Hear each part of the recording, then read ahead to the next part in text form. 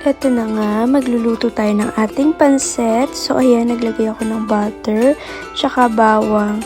Pasensyahan nyo na yung plate na ginamit ko, basag pala. So, ayan, mekos-mekos lang natin. After ma-brown ng ating bawang, so ilalagay naman natin ang ating sibuyas. Pagsamahin na natin ang bawang at sibuyas para mas masarap ang ating pansit. Sunod naman natin ilagay yung ating panahog, ang ating beef. Ito yung ginagawa ko guys kasi sobrang sarap nito, sobrang malasa siya talaga sa ating pansit.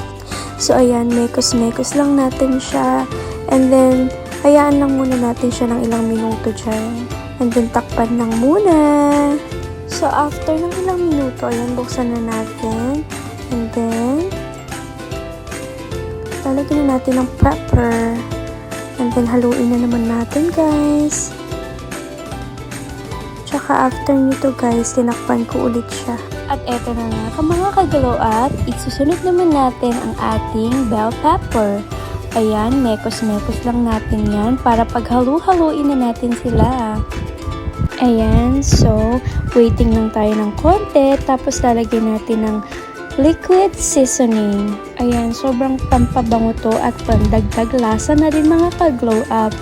Yan. So, waiting lang tayo sa ating the best na pansit.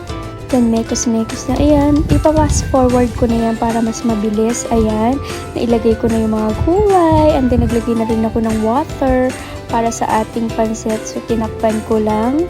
So, ayan, nailagay ko na ulit ang ating pansit. Actually, binabad ko yan sa water para mas mabilis siyang maluto. Ayan, wait lang natin siya. Imekos-mekos natin to. Yan, hanggang ilalim. Actually, dalawang sandok yung ginagamit ko dyan. Hindi ko na naipakita dyan. So, mekos-mekos lang nga ni. Hanggang matuyo at mawala ang sabaw. Ayan, halo-haloin lang natin guys.